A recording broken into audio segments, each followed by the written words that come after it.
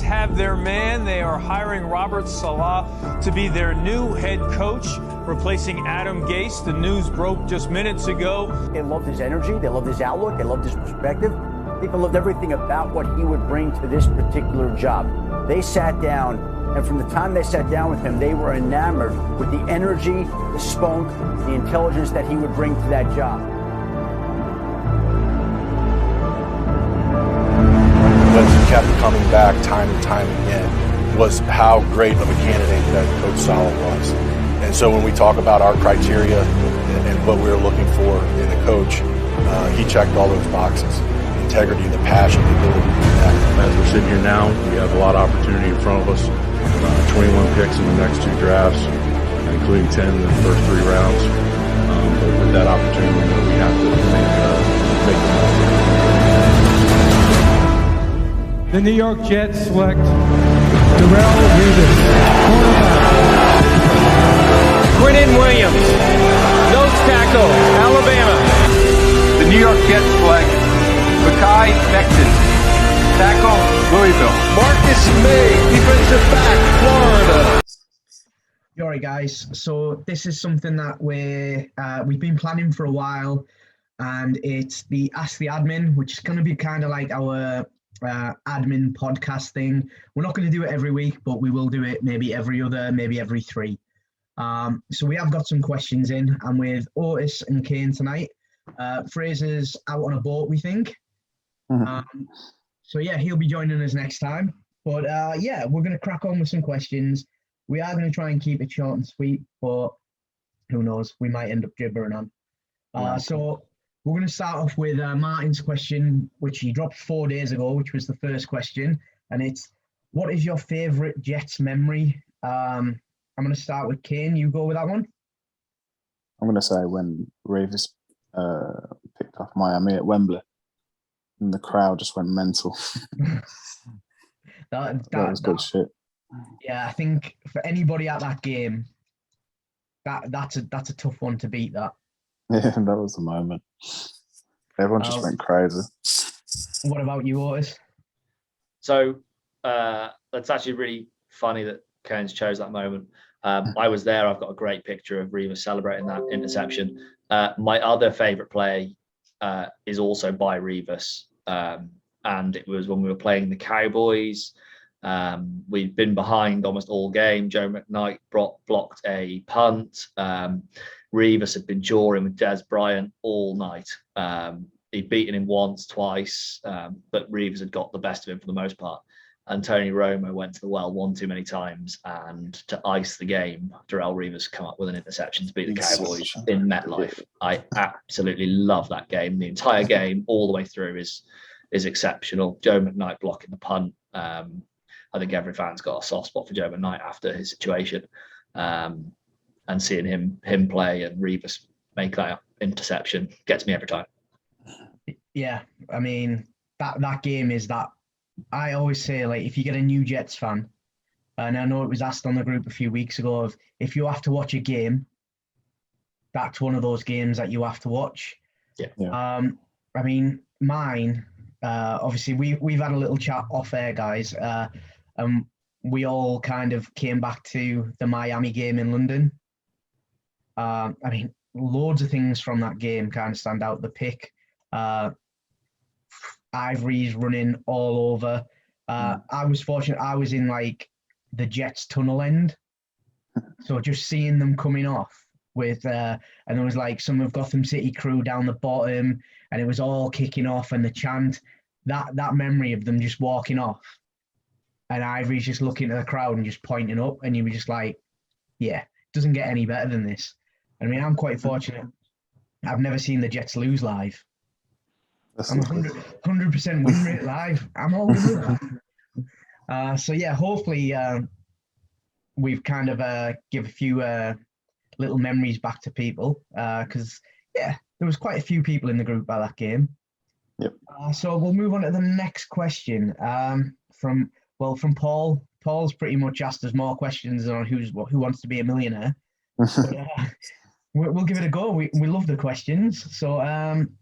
Given he was carrying an injury last year and that he suffered from poor guard play outside him, how big of an improvement is expected from Conor McGovern this year? Now, for me, I think McGovern got slightly better towards the end of the year when the line got a little bit more solid. For me this year, I feel like McGovern will be solid because he's a bit more secure with the people around him. Even if we're going to bring in a guard, it's only going to make him better because it's going to be one less thing he has to cover. But I don't really have an issue with McGovern. I think he's going to be a solid starter. I don't think he's elite, but then again, he doesn't need to be elite. He just needs to be good for me. Yeah. It's going to say that I could see it on his face. It's a funny one with McGovern. I agree. Towards the end of the season, he definitely picked up. The other thing I think worth noting is I think the system change is going to help McGovern. The fact that it's going to be a bit more about athleticism rather than pure power. He moves well for a centre, very, very well. He's a big guy, but he's athletic. He has to when he plays three positions. Yeah, and I think it's something you're going to see across the board with the line in general. That extra athleticism and the ability to move and get their feet going will help a lot of the guys do better. I think another one, I know it's not the answer to this question, but another one's going to be George Fant as well, a really athletic right tackle, probably too small on a lot of teams to play right tackle and too athletic, not powerful enough. This zone scheme that we're going to run is going to play to that strength. It's going to get him moving. It's going to get Becton moving. Everyone's going to be. Yeah, absolutely. What about you, Kane? How do you feel on the our Conor McGovern front? I think he'll play a lot better. We've got more depth at O-line, so he'll have to do less in a way. Yeah. And go on, sorry. I was going to say. No, I was going to say that's absolutely it, isn't it? Like, yep. Anything's got to take the workload off him. Yeah, and you got to think he was in fucking Gase's system last year, so did he? Sorry, I don't say that word. It's swearing. What fucking all Gase? It's still deleted from my dictionary on my phone. It still comes through as the virus emoji. You got to like he didn't really. So yeah, then train him. we've had a couple of people asking about this season and like what a realistic target is. Now, I don't think any of us are going to agree on this because we all have very different outlooks on life. So realistic target, guys, the number, then the explanation once we've all give our numbers. Realistic. And remember, there's the extra game. Who's brave and going first? Right, well, I'm gonna let you go first, Otis. Great, cheers. I'd be very happy to get to 7 wins. I think 7 wins, and ideally 7 wins and picking outside the top 10 in the draft. I know that's not great for talent next year.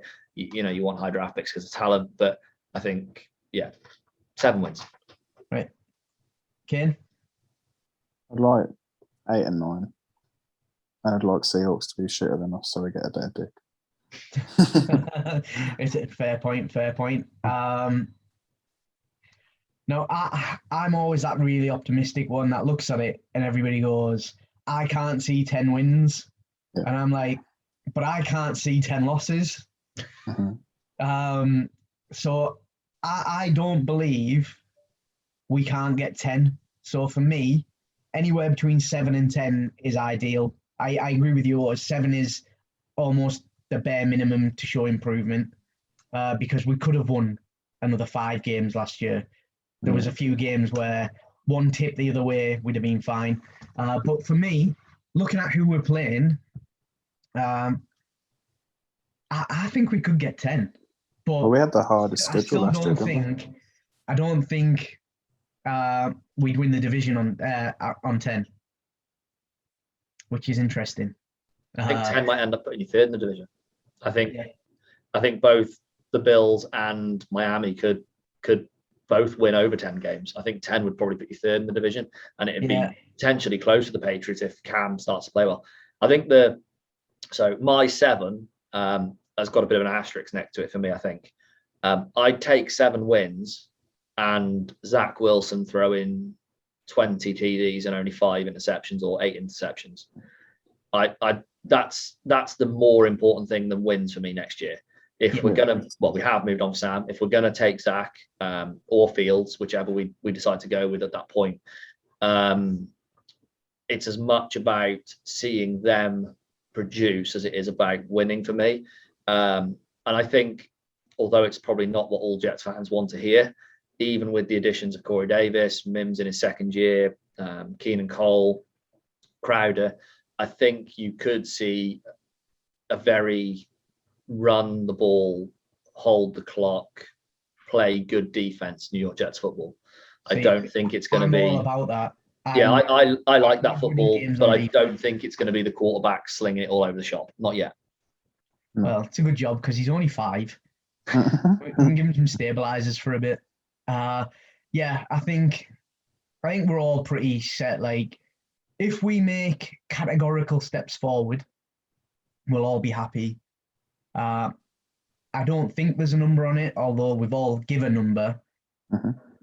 I think if we leave this season and we've only got 4 wins, but everything moved forward, I think we'd all be pretty happy. Everyone just needs to produce. That's the big word, production. Yeah, exactly that. I don't mind if we lose 10 games by 3 points. That's fine. If we've produced and been in those games, if you see Zach Wilson put up 3,000 yards, I'd be pretty happy with that. If he can connect with Davis for 1,000 and Mims for 800, I'd be over the moon to see Mims get to 800 yards, see Davis have his first 1,000-yard season. I think there's milestones for each player. I think running backs can be another one of those ones. Are we going to see a guy maybe get towards that 1,000 yards? I don't know, but I'd like to see a tight end produce as well. I'd like to see Herndon maybe catch 10 TDs. Big red zone threat. He's got good hands. It'd be great to see one of our tight ends. We might draft one yet, but I'd like to see one of our tight ends produce and go, okay, he's the guy. We can sign him. We don't have to worry about that. That's a tick. Yeah. Yeah, I mean, I'd just like to see Herndon spell TD at the minute. But I mean, you did raise a good point there because, leading on to the next question was, does Perine have a role this year, or is he another victim of the virus? the G virus, not the C virus. He's a victim. He's a victim. He'll have a role. So what do we think, guys? I think we'll draft a running back late round, and they'll all split it between them. But Perine would be like the power back, and then you'll have your faster backs. So, do you think they'll drop somebody from the running back room, and then this is? If it's anyone, it'll be Josh Adams. On that of who would they drop? Because we've got Perine, Coleman, Ty Johnson, and Josh Adams in the room at the minute. You think they drop Josh Adams? Yeah. Cracking return, man, though. You've just brought in Keelan Cole for that, though. You've got Keelan Cole for that. If you draft a speedy wide receiver, maybe you've got another guy. If you draft a corner, they're known to return as well. There's plenty of players on the team that can return. I agree with Kane. If I was going to drop any of the running backs, I'd drop Adams. However, to answer the question as well, I think Perine's got a role to play. I think by the time we get to mid-season, there's a good chance that he has won the starting job. Whether he's splitting carries or not, I suspect he probably will be. But I think given the style of play Salah likes, the smash in your face, beating people up, I think you could see a big helping of Perine maybe first 2 quarters and then sprinkling ins of T.Y. Johnson and maybe a speed back if we draft one. But to be honest, I think the reason that we signed Coleman was to not draft back. I think when you look at what happened with the backs last year, if Perine stays healthy, that's your power guy. If Ty Johnson stays healthy, that's probably your speed guy. And you've got Coleman there as a receiving threat speed guy, can run between the tackles if needed. I think the reason they picked him up was A, leadership, but also to save draft picks on running backs. this is a deep draft at wide receiver. There's D-line, O-line that we need. I think, although I get the idea of drafting a running back, and there's some speedy guys at the end that I do like the idea of, maybe late rounds. I'm not sure that they've built the roster in that way to spend a pick there. I think there's other places where they've gone. I feel quite similar on that. I think looking at what the 49ers have done with that system of making your run-of-the-mill average running backs look a lot better in the system, I think we've got a good little room. That we do have a good room. Into a good rotational system. Mm-hmm. And when you think about it, even the Packers do rotational running, and that's the offensive coordinator's brother. So we're kind of going down that route of, if we look at them two teams, we should get a feel for how it's going to work. Yeah, and they've got the three backs as well. They rotate three. You know, you've got AJ Dillon, you've got, I'm going to say Jamal Williams. Jamal Williams is it, and then Aaron Jones. Jones. Yeah. And they re-signed all of them, which was a big shock. Yeah, and you've got the Thunder and Lightning there with them as well. You know, like AJ Dillon's huge. Like, he's 6 foot odd. He's like Henry. He looks wrong in the backfield. So this man shouldn't be here. He's too big. Yeah, I mean, that's kind of like a great place to be, really, isn't it? When you've got a little bit of everything. I mean, I'm a big believer that you don't need a team full of superstars if you've got a very, very good cohesive team that play well with the right system. I mean, when you think about it, the Patriots have been dominant for a decade. And if you go through it, like the big chat recently, is Edelman a Hall of Fame wide receiver? No, he's not. He's been great. He's been great for many, many games. But when you think about it, his numbers aren't as good as most other people that aren't in the Hall of Fame. Yes, he's won the Super Bowl, but there's loads of people who've won a Super Bowl who are not in the Hall of Fame. These are big words, mate. No, absolutely. I mean, what he's done for on the field and off the field is brilliant, but I don't believe it's Hall of Fame. But okay, so interesting question then, and this is sidetracking slightly. If you don't put Edelman in the Hall of Fame, does that mean Wes Welker can't go in the Hall of Fame? Probably on the same reason, yes. So, like, can you imagine a Hall of Fame without Wes Welker? Yeah, exactly. But different times, like now, I don't think Edelman has done any better than players that aren't in yet. So at the minute, no, he's not a Hall of Fame. Like just out of interest, like who? Who do you think that's above him? That aren't in now. Yeah. I'm gonna have to have a look at my list of passed over, but I'll get back to you. So get back to me. Question, and then I'll have a look. The next one down would be right. So we were asked by Michael whether anybody would trade for Watson given his current situation, and that the Texans would want to get him for a cheaper price. You do that, I will have a look at my list. Do you want to go first, Ken? Yeah, I don't think it's worth the money and the wasted draft picks when we can get a rookie on a rookie deal at the second pick. I think that's the basic answer to this question, and I think you've summed it up virtually perfectly. I'm not sure a whole lot more needs to be said. The situation he's in is bad. It's not looking good at all. Douglas is a character-first GM. That's what he believes in, his character, and he believes in getting the right guys, building the right culture. If he believes any part of this story is true, or even the fact that it's in the media is too big a problem, he was never going to touch him at a big price, a little price, free. It's not the type of guy that Douglas goes for. If you'd have asked me before all this happened, if Watson was available, would you get him?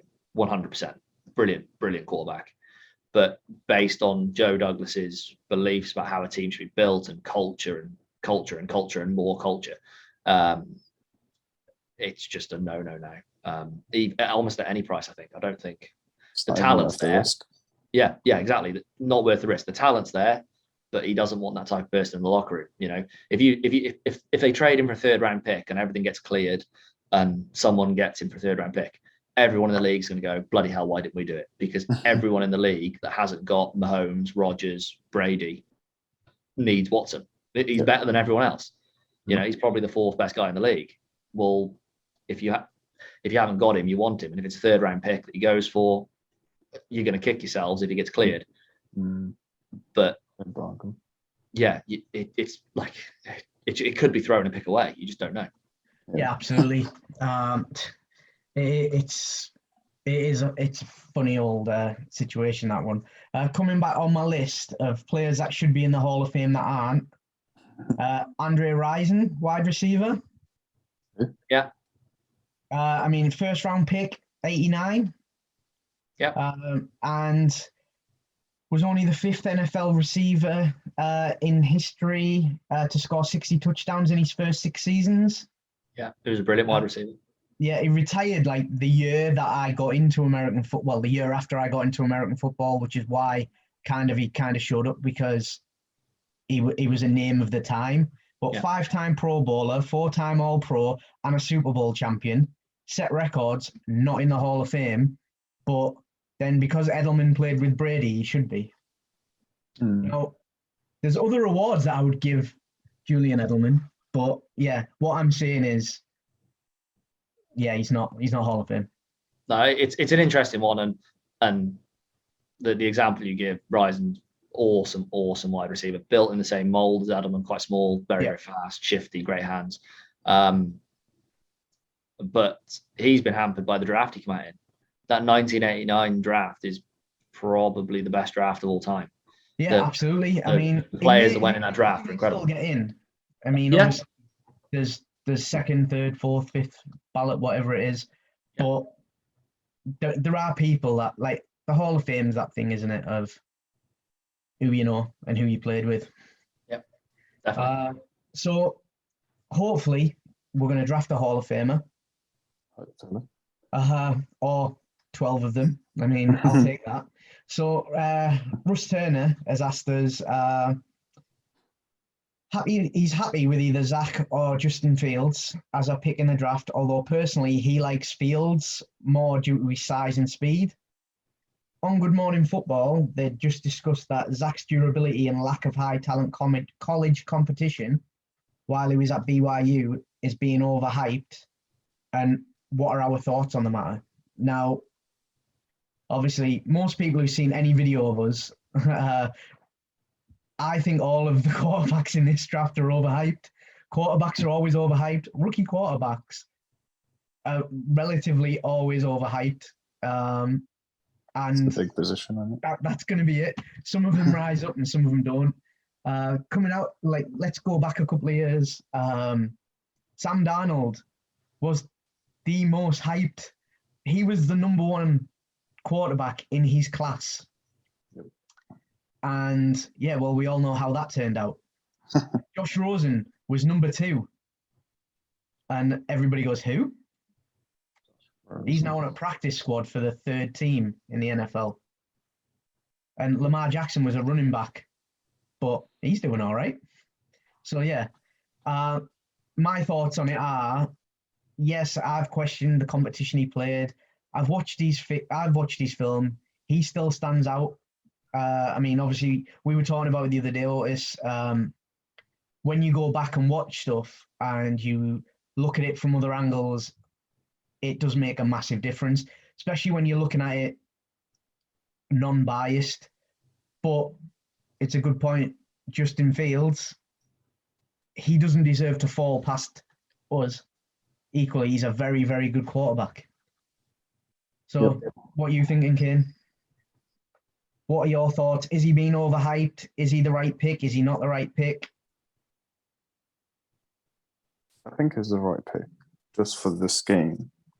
But it's overhyped at the same time because of the competition that it's played against. You don't know if it'll transition into the NFL, do you, really? Absolutely. What about Otis?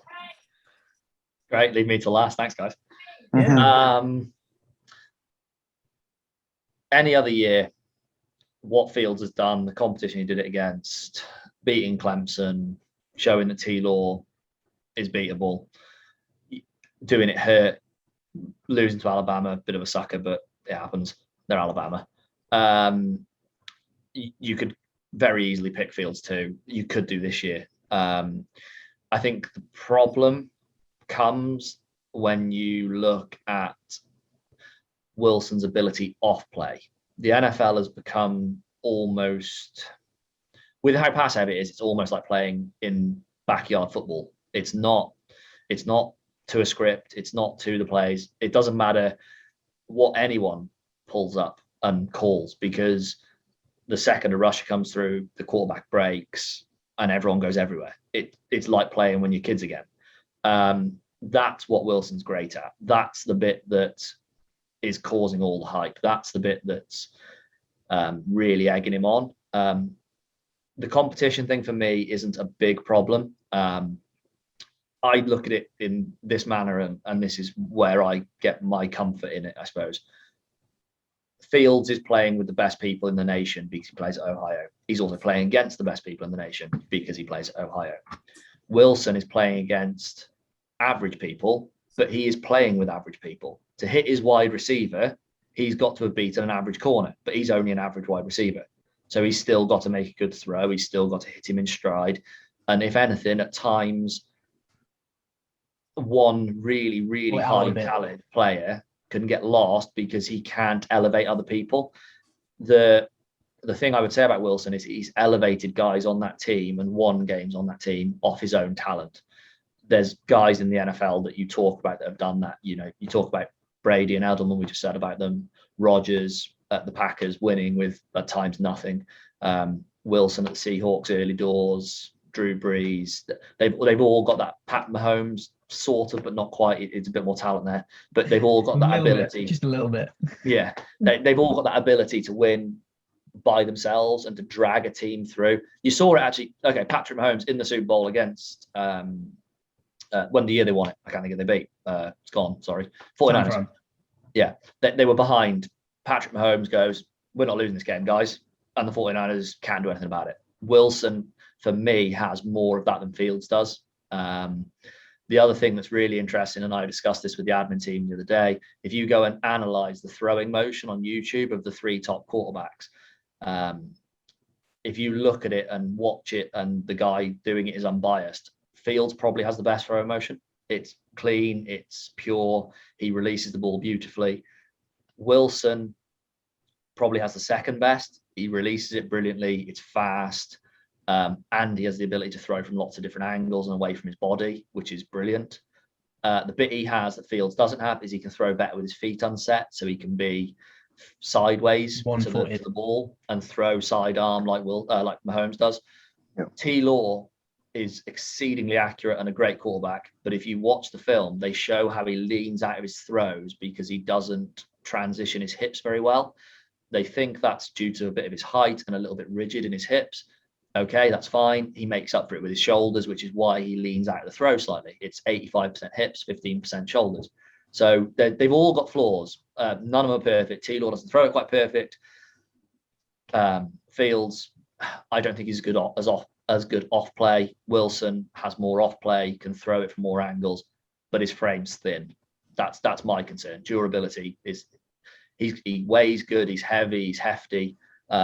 But he's narrow. He looks narrow shoulders. He looks like me wearing pads, not like these big 6'6" quarterbacks you see now that have got shoulders like buses. It's just like you've never looked like a 14-year-old boy like he does.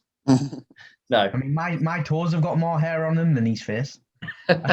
It's that's the only thing that concerns me with it. The talent level doesn't concern me. Yeah, absolutely. So let me add a question. Okay, go for it. Who do you think's the most pro-ready quarterback then? None of them. No, so I think pro ready is easy for me. I think that's Lawrence, because at Clemson they run a pretty professional system. And I think he probably, if you break it down, assesses the field the best. Yeah. So he's more predictable when thrown. Pardon? You're not thinking Trask is the most pro already? No, I mean, definitely not. Are you sure? Fraser's got a soft spot for him, though, I heard, so we might draft him. Yeah, I mean, Fraser's favourite quarterback, that one. He loves him. Don't understand it myself, but he loves him. Yeah, he wants to take him at 23, I heard. Right, so we've got a couple of questions left. One of them we kind of touched on it when we were talking about McGovern. Do Van Rotten and Lewis suit the new style of system, or is this a desperate need? Now, we've had this conversation on multiple videos, multiple chats, on the page, off the page, in the air, by pigeon. I would be okay if we didn't take O-line at 23, if we went for one of the other major needs, cornerback being one of the main ones. What about you guys? Van Rotten and Lewis? Like, I mean, faces tell the picture. It's a really difficult one. I'm not convinced that it's a glaring need. I think you're going to see some of Cam Clark, sorry, during this season. And I think he'll probably fit in left guard, in my opinion, by Becton, as a big, powerful man alongside Mackay and run behind them, which means only one of those other two have to start. And I think I'm more comfortable with that idea. In terms of the ability to move and run like the tackles and possibly McGovern, I don't think they're as athletic. Cam Clark is a bit more athletic. The one I think that's going to be a real wild card and one to watch, and an interesting one for training camp, is what Dan Feeney does. Although he hasn't graded particularly well the last couple of seasons, when he first started in Chargers uniform, he was good. He produced, third round pick, got talent, and he is a more athletic guard. He is better getting up to the next level. He is better moving his feet. So I'm not sure it's a guarantee that he's going to even be in the talk of it, but I'd be shocked less than I think some others would. Yeah, I mean, I can see. I mean, I don't really have a problem with them with the new coaches and the new system, because I think they're still adequate, and with the right coaches, they could actually play better in the system. My only issue is that they're both on pretty nice salaries this year. Yeah, that could be better spent elsewhere. Yeah, Lewis, I mean, let's face it, Lewis is going to buy an aeroplane. He's just passed his flying license today. If you follow him on Insta, it's well worth it. I mean, at some point he's going to crash that plane, and it's going to be funny. He's going to just rock on out of it. He's going to walk out of it like it didn't even happen, playing a guitar with a bottle of whiskey in hand. It's an interesting one. 10 million on Lewis, when you compare 10 million on other teams for guards, is the talent level isn't what you'd expect. But then we've only had him one season. He didn't play the whole season. There were some issues with Gase. We all know that. We've seen it around the building. I don't think it was necessarily dressed up as it was completely Gase's fault. I think they tried to blame Lewis a little bit. But I think the fact that JD's decided to give him a chance and Salah's come in and kept him there probably means there was more to that story than ever come out. Yeah, I like the idea that Salah has spoken to every player. Yeah. So he's got a feel for everybody. And I mean, if he did really wet Willie a coach, high five. I mean, they were like, the majority of the coaching staff last year were jokes. Yeah. So Wet William won in a meeting. Rock on. What are you thinking, Ken? I think we'll draft O-line 3rd or 4th round. But it's not a desperate need. Not with Dan Feeney now. And I think it might have just been, because of how bad I think was last year. Like, everyone probably just give up, to be honest.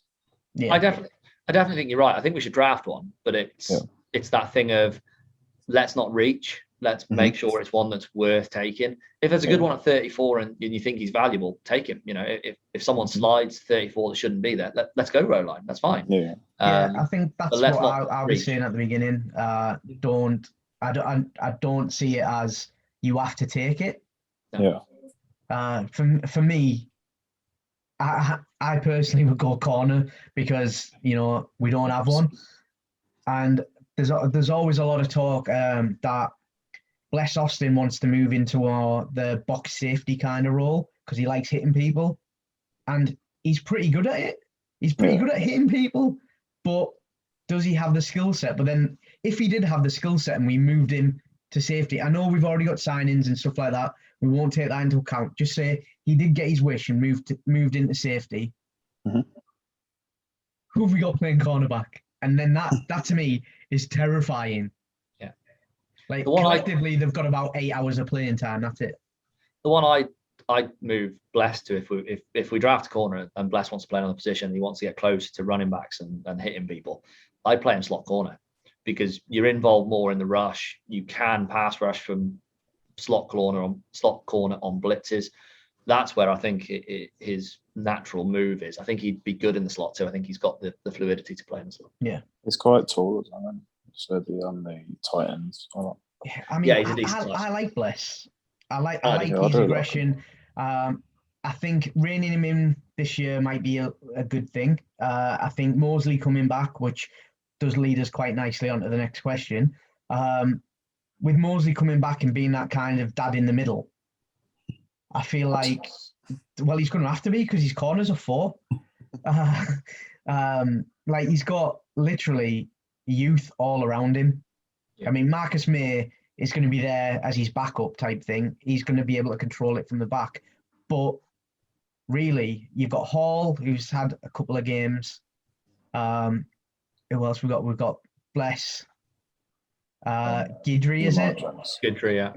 And Lamar Jackson, yeah. Lamar Jackson, they've got to have seen so. I mean, I had him on my board a lot higher than undrafted free agent. I had him in like the top 40 at one point. And I wasn't the only one. I mean, we were, like myself and Fraser last year, we were talking through the draft and we were like, he's still on the board. He's still on the board. And then he didn't go and we were like, something's gone on there. The lack of speed is his biggest problem, isn't it? He isn't quick. By no means is he quick. Like if you were covering, a train, he'd be okay, but covering a wide receiver, it's a bit of an issue. Yeah, I mean, there's some slow wide receivers out there. I mean, some of them have only did a 4.40. I mean, slow now, isn't it? If you're not doing 4.2, I mean, why are you even playing the game, bro? 4.3, I think now has really become a bench point for wide receivers. I remember when I started watching, if you run 4.4 flat, you were quick. You were lightning. Yeah. Now 4.3 is average, and now 4.2 is good. Yeah. The question that it led on to is about linebackers, and the thing is, how we set out linebacker, because this is never really discussed, and that's from Paul Cowie. Now, Paul, we discuss linebackers every time we chat. All the time. Like, it is probably the position that we talk the most about. And we never agree, which is great because, that's what makes our videos go on so long, because we all have great arguments. So, boys, are we set at linebacker? Obviously, you both know my opinion on it, so I'm going to go last.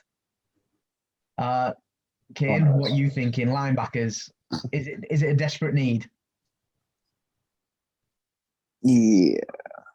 Who have we got? We've got Mosley, Cashman. Mosley, Cashman, and Davis are your 3 starters at the moment. Oh, that new Davis. Fucking hell. Yeah, desperate need. That's not good. Right. So there's no depth. There's no depth. We've got the guy who didn't play that much at Lions, and when he did, he wasn't that good. We've got Mosley, who's just come back after 2 years. 2 years? Yeah. Yeah, 2 years. Just shy of 2 years, but yeah. He's going to come with his Zimmer frame. Will he do anything? I don't know. Wow. No, it's just not set, is it? It's a bit dodgy. I'd love to see Kane meet CJ Mosley and go, where's your fucking Zimmer frame? Yeah. I'd love to see how hard he hit you, and you'd just be like, whoa, okay, maybe not. What about you, Otis? We've got a couple of questions left after this one as well. Okay, so I won't take forever, is what you're trying to say. Too polite for that, bro. So linebacker's a huge need.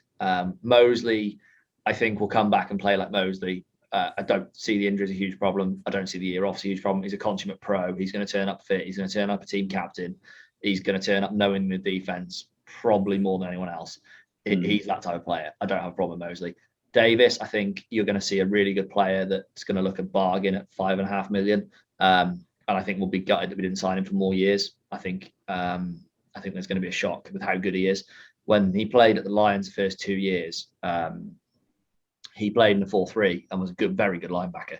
Matt Patricia moved them to a 3-4. He played middle linebacker between outside linebackers and struggled. Playing him, Sam, I think he'll do really well. He can run, he can hit, he's fast, he can get sideline to sideline. I don't have a problem with him. Cashman is a problem for me. I'm not confident at all in Cashman playing his full season or being good enough to. I would draft one, and I would probably draft one with the pick 34. I think is a really nice spot for a linebacker, and potentially the first one in the 3rd round. But it's going to be one of those 2 picks, I think.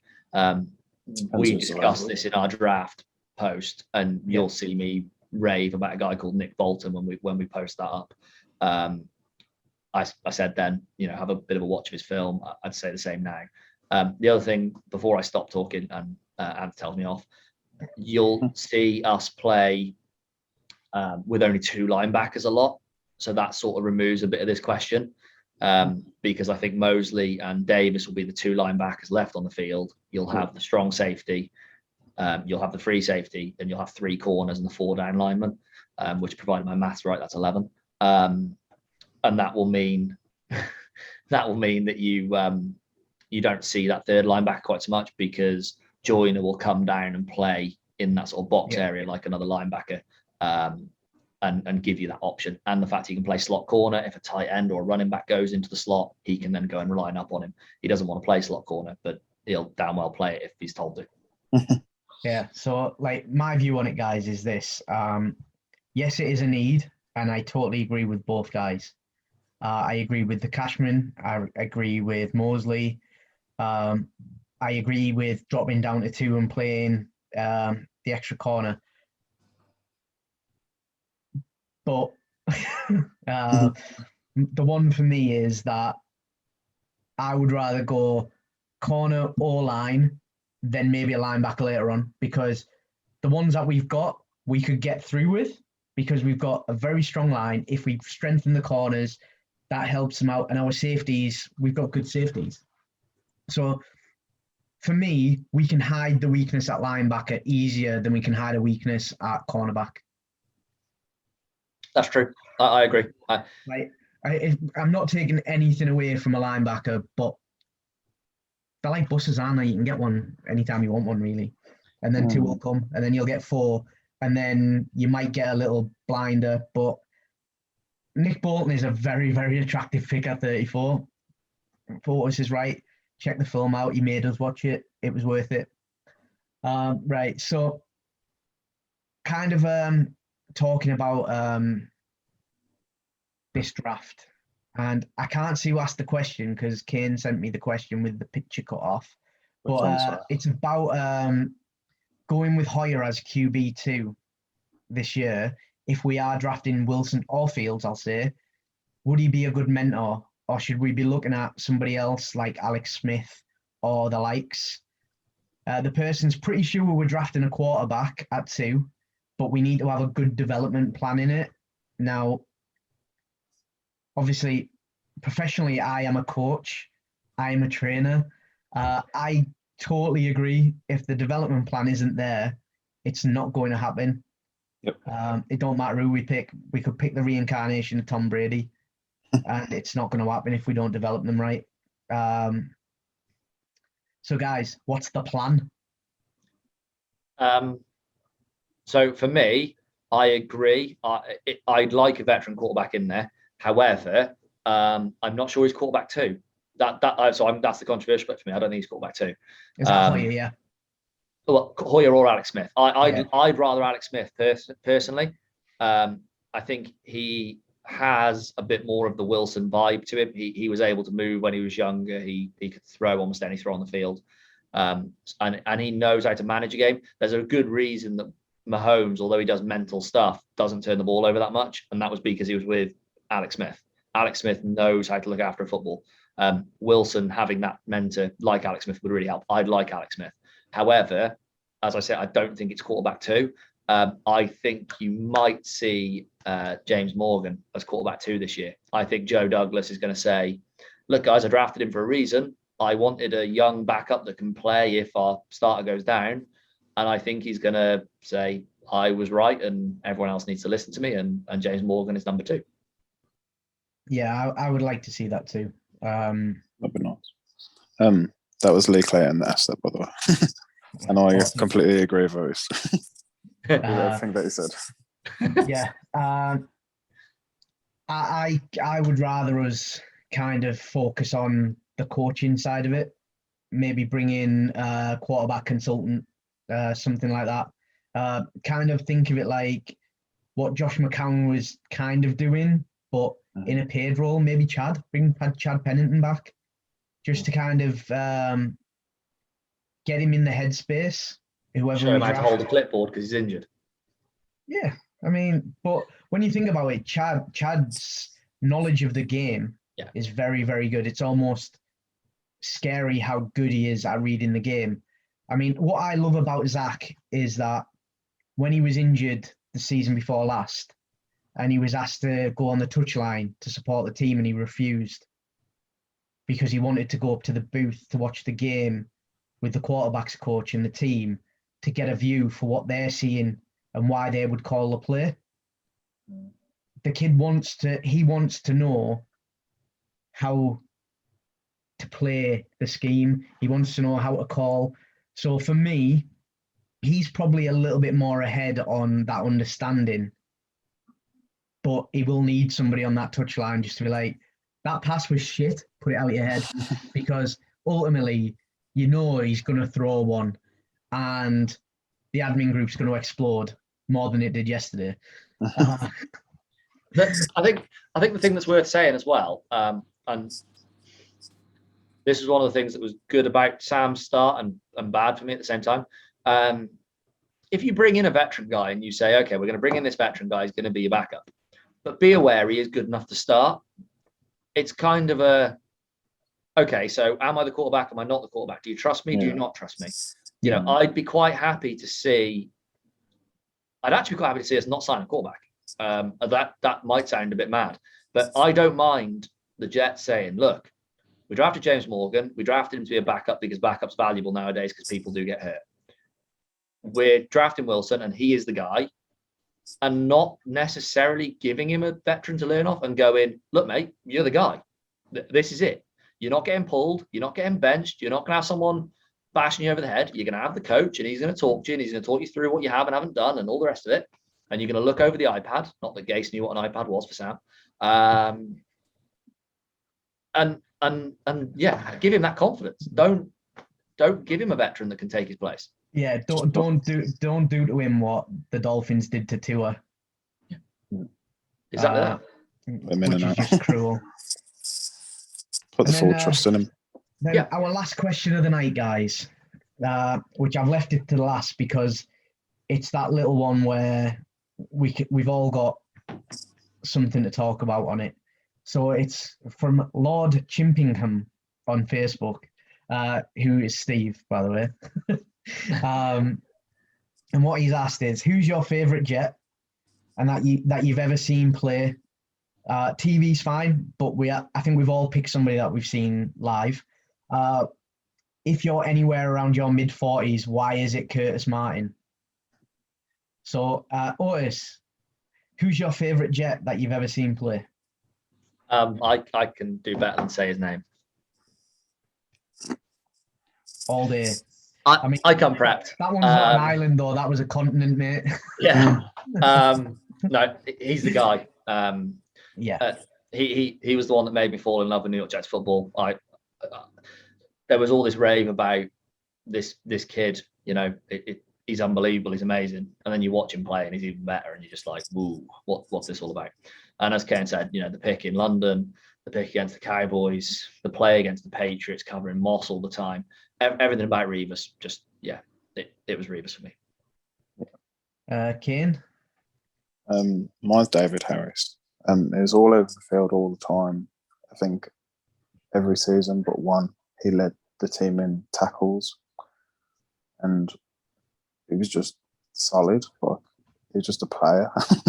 Yeah, he played every game. Like. I mean, I think that's what Steve's actually asking, isn't it? Like, the why, and you've just summed it up there. Just humble. Yeah. He didn't mouth off. He just did the game. Yeah, I mean, I don't mind some of the mouthing. Yeah, but I mean, you'll see that when we go through the draft when we're talking about that. Now, for me, I think I am the oldest. I know I don't look it, but I am, and mine is Curtis Martin, and I saw him play, but it was in a green and white scrimmage at the Jets training ground in 99. Wow, long time ago. How old are you? And I didn't even know what American football was when I went to the training ground. I was doing a work experience doing hospitality and leisure studies at high school, and we just went along, and then we were like watching whatever was happening, and all I heard was this massive clatter, and then seeing Curtis Martin coming out of it, helmet on, like 3 people on the floor, and he's just walking out of it, and I was like, yeah, that guy is a beast. Then through the rest of the day, obviously, we got to go around. We didn't meet anybody because we weren't allowed. We didn't have press packs. But straight away from then, it was like I was staying in New York. So we were asking everybody, and yeah, it was just quality. So yeah, Martin is the reason that I got into American football and the Jets. And Otis has just had a very, very nice full size sent to my mailing box, which may or may not get delivered.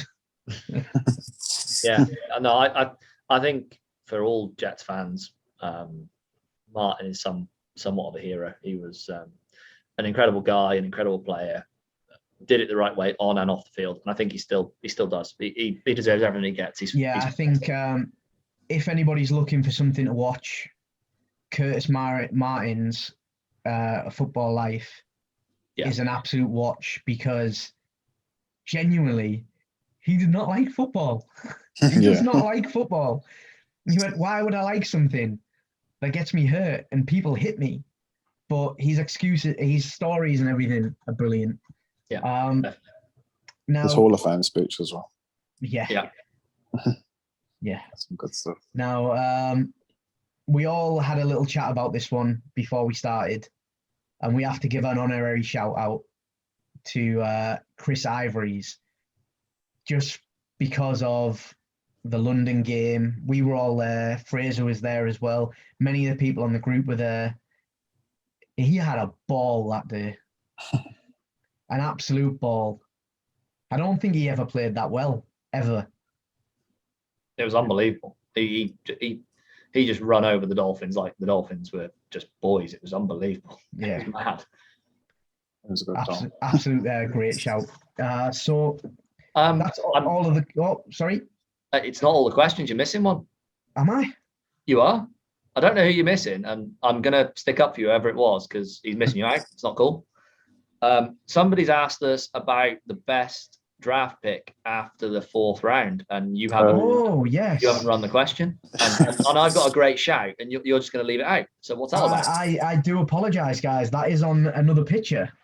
So yeah, somebody that we would like to be drafted in the late rounds. Again, none of us agree. You'll see this on all of our videos, guys. We never agree. We'll agree to disagree, and we'll commend each other. But so Otis, a 4th round or later pick. So think of it like draft day. On your little yellow post-it note. Here we go. Who are we picking? So the guy I'd like to pick, he certainly was a 4th rounder last time I checked. At least, probably later, actually, to be honest. But he is rising up board, so this might change by the time we get to draft night. By the time you guys have watched this. I know you all watch at different speeds and watch different bits at different times. And it's Jacoby Harris from UCF. He's a wide receiver, stroke tight end. For me, if we'd have had a combine and he'd have performed at the combine like he did at his pro day, you'd be talking about him like Chase Claypool. He's got that similar body that he had coming out of Notre Dame, similar speed, similar hands. So a few of the numbers for you. 6'5", 219 pounds, 4.4 40-yard dash, 3-cone drill was 6.51 seconds, which is incredible. 40.5-inch vertical jump and an 11'1" board jump. The guy's an absolute freak of nature. He's a little bit raw. He didn't really catch many passes prior to 2019 and 2020, and he only had 1,000 yards in those 2 seasons combined. But if you're going to take a flyer, it's going to be on a developmental guy. He's big, he's fast, he's strong as hell. I'd love to see him taken.